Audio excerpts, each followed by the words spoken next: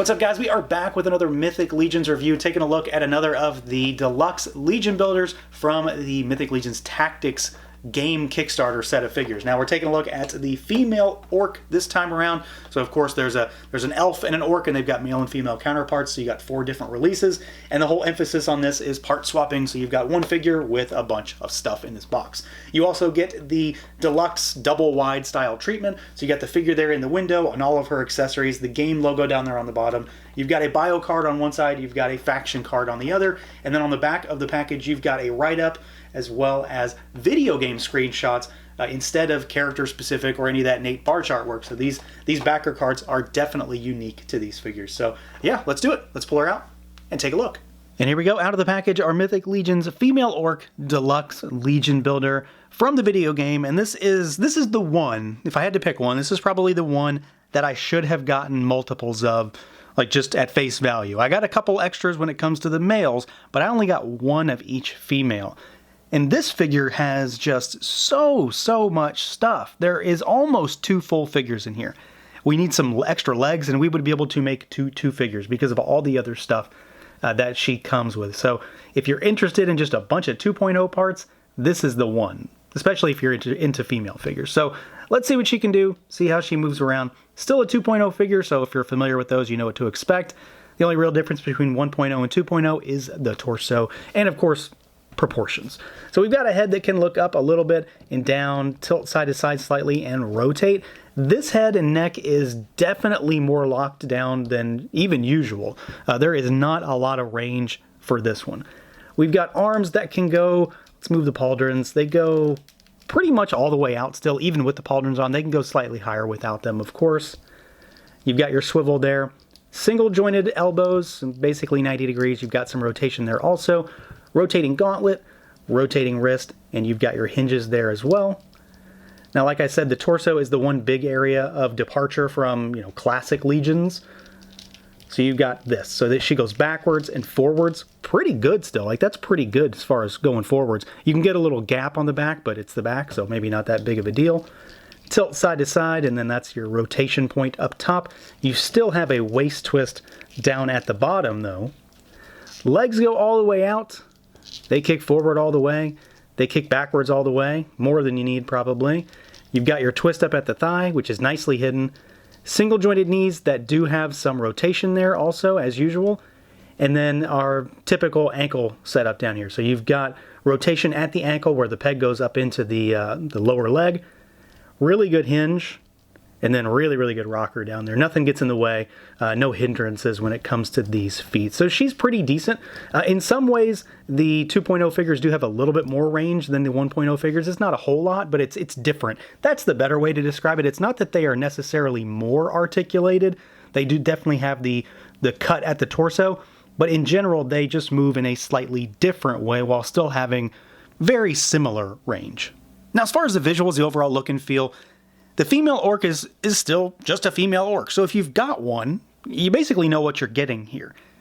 What's really cool about this figure is, of course, the potential for part swapping. So we'll get into that when we talk about accessories, and I'll kind of take her apart and put her back together with some other pieces to show you some of the combinations.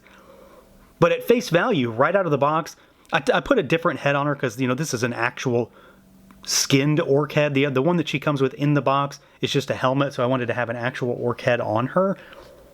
But we've got the relatively bright green, which I really like, but it's also this armor, and specifically everything but her shin guards.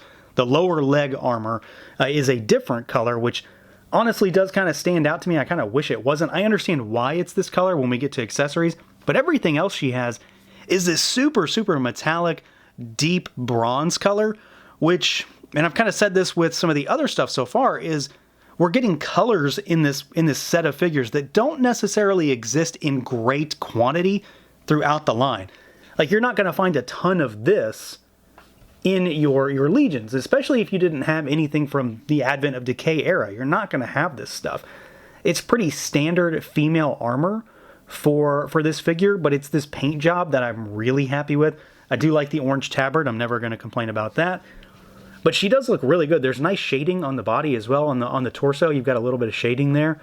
but there's all this super shiny, metallic, like Dark Knight style armor. That's how I always describe it anyway, because it usually comes on the more evil characters, goblins and evil knights and things like that. But I really, really like this color. It looks super dark, but at the same time it has this great luster to it, and it definitely shines in the light. And of course we've got various heads that will accommodate that as well. This is one of the heads that has a matching color scheme to the armor that she comes with, as far as the gauntlets and like the girdle, the piece like that. But I really, really like this colorway. It's really neat. It's just different. It's familiar, but it's different. And I do like the fact that it adds a little bit of variety to this figure. Her color palette is very earthen in many ways, which I think is pretty befitting of an orc in some ways. And then we've got, again, her head sculpt up here, which there's a few orc female head sculpts out there. This is probably one of my favorites. Just I typically like the orc heads that have the exposed lower half of the face so you can see the tusks and everything. So I do like that here. And then she's got, you know, like the flourish that comes out of the top. I don't know if that's supposed to be hair or not. It doesn't. I've never really thought it was, but it sort of looks like it is here. So I don't know. It looks cool though. And this is a separate piece, so you don't have to use it. You'd have a hole back there if you didn't want to use it, but it does allow her to move it as well and, you know, make it a little bit more dynamic, little windswept look for you if you want. So this is a really good looking figure. I mean, I needed more female figures, so of course I didn't buy more than one, because why would I have done the smart thing? But she's going to bolster my orc ranks for sure, and she's going to look very unique. There's obviously different ways to part this figure out, but just right out of the box, just sort of matching stuff to her default armor, I think she looks pretty fantastic. A lot of that is owed, for me, to the color of that armor. It's just different, very, very dark, but also, if it makes any sense at all, super shiny and lustrous.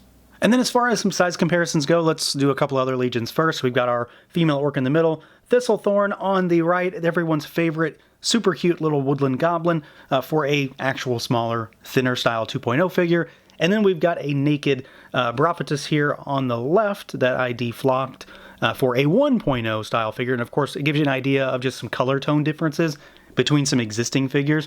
Braphatus is still probably the most vibrant of the orcs, but he looks pretty good next to her as well. She's slightly less green, I guess, if is the best way to say it. She's a little bit on the lighter side of things. And let's move these guys aside. Let's do some other lines. So here's a Figuarts. There's Super Saiyan 4 Vegeta, looking tiny as always. And let's move Braphatus aside. And here's a Super 7 figure. There is the LJ and Lion-O. Let's move Vegeta aside. Let's do a Mezco. And of course, it's got to be the Mezconan. And then let's do one more. Let's do Hasbro figure. Here is Marvel Legends Toad for a few different kind of comparisons. So, I mean, she's going to fit in with pretty much anything 7-inch scale, anything Mythic Legions, anything Super 7, any of that kind of stuff, anything that's sort of around that same arena. Now, as far as accessories goes, this set is, well, it's loaded. They're all loaded, but this one's like a little bit extra loaded. To start with, let's sort of talk about what I've done to change her up. And this is the quick and dirty, I'm filming a review sort of pop and swap. So right out of the box, what I did was I took off the torso and, well, the arms as well came with it. And there is another torso and arms in the box, so those are on her now, along with pauldrons. And these are all very knight style. Does seem kind of odd for an orc, but, you know, anything's possible. These seem more like good guy parts than anything else, but if you wanted to paint them up, you could make them look super evil, too. They do have some paint on them, though. They're not just unpainted, but they have mostly just this sort of pewter with some little accents on it. You also get some replacement knight's armored feet to take out the bare feet. You still are going to have bare thighs no matter what you do on this figure, and then you've got the sort of silver shins down there, which I said would make sense when we talk about accessories. They flow a little better with this setup. And then we also get another head here that fits a little better on this as well. This is the one that came with the Steel Knight. It's either the Steel Knight or the Iron Knight in Advent of Decay. And if you got Father Christmas, you also got one of these, but in a 1.0 style. Previously, this head only existed with one of the AOD Knights. Now, we also get 3 other head sculpts in addition to that orc head that we've already looked at. So we get this one here, which is the one that was used on it's been used a few times, but it was used on the female barbarian in Advent of Decay. It's got that bronzy color scheme with some gold accents and horns. and you've got an exposed orc face under there. We've got this head, which is what actually comes on the figure in the box, which is just the sort of bronze and gold color scheme for one of the standard Knights helmets. And this is another thing that we saw for 2.0 figures in Advent of Decay as well. Again, I really like this color. It's unique. It's very different. It's a nice chocolatey metallic bronze color. And then my favorite head in the entire pack is this one. This is the Juno the Crusher head from Advent of Decay, but it's painted up. Of course, it's an orc head. You've got yellow eyes, no fangs because, of course, Juno doesn't have fangs, so they just repurposed this head. But it's that white war paint that it's just really cool. It's different. It's definitely unique. It's going to stand out. And I just have to mention how clean that is, too. Like, it is super clean and crisp. That white just absolutely pops. Now, we also get a few other parts that don't necessarily work here.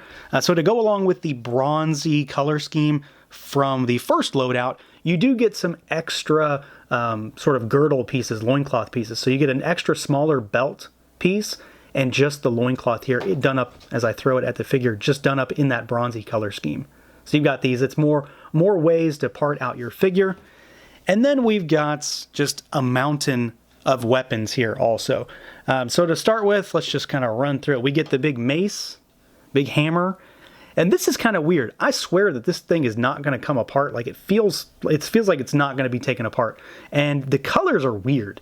So the handle is silver, but the top is that bronze. And then we've got this mace here, which is the inverse. So it has a silver top and a bronze handle, but these don't come apart. Like they are solid. There's nothing coming apart unless I want to start hacking away. I find them to be kind of odd in terms of color scheme, but I do like these weapons. They are classic Legion's weapons, to say the least. We get the wooden shield with more of that bronze and gold color scheme. You've got your handle on the back. We've got the bone-handled angled sword. I love this one. It's crazy looking. I just like the design. And then we get this other bone-handled sword. So it's another one of my favorites. This one's a little bit worse for wear.